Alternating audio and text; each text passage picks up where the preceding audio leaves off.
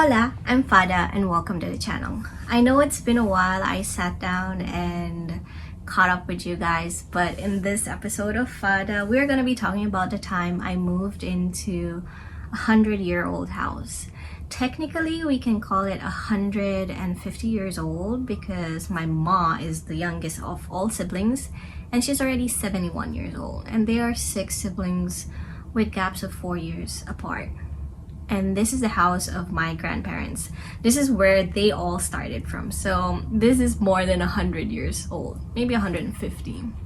For the purpose of this video, I won't be showing the exterior of the house because I just need a little bit of privacy because we're kind of living there, right?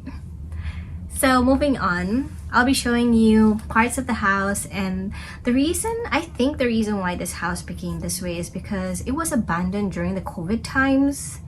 My aunt that was actually staying there during that time passed away, and may her soul rest in peace. So the house was abandoned for then. At this time, I was still staying in my condominium in Quezon City, and after med school, I had to leave the condominium and move here.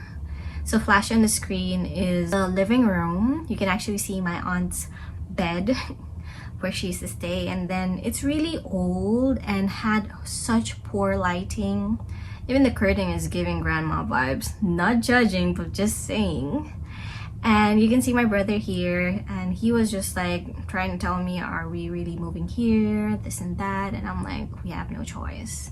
So right now my student budget has already finished, like student allowance, and I have to look for a job, and I can't be paying for that unit where I was in Quezon City.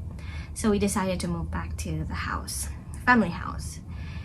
And here, I'll be flashing on the screen is the kitchen and dining. You can see the cabinets are already really yellow, and it really had such poor lighting. Everything was falling apart. Even the ceiling part was falling out. It was really just, I could just say it's a little dungeon. I'm not saying it was a dungeon, but from where I was coming from, it's a little bit of a dungeony vibe. Moving on to the toilet. I know you'll be like, what is going on here? So the toilet is like the old-fashioned toilet. They didn't have like bathtubs then, so they just made a square and tiled it up and called it a bathtub. For the hallway, the stairs was just risky to just be going there. People have been bumping their head there. The ceiling was also falling. It was just really chaotic. The toilet upstairs was non-functional. They made it like a storage unit. I don't even know what was happening here anymore. And moving on to the last part, this is my childhood room. Yes, it is the only room in the house that is pink, like solid pink, but you can see this room is having it, like it is falling apart. The ceiling is falling apart.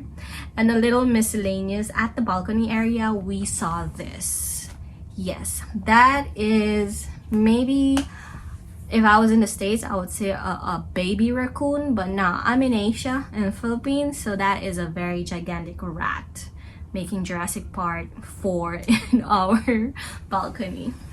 So that's where I am at now. So this is actually going to be a series of episodes showing me moving into this 100-year-old house and how I started my adulting era, where I did my plans on how to renovate the place, because if I was going to be staying here, I cannot be living like this. Not that saying that it is wrong to live in something like this. It's always an honor and a blessing to have a roof over your head, but if it's possible to make some renovations or anything to help your well-being, it will be best.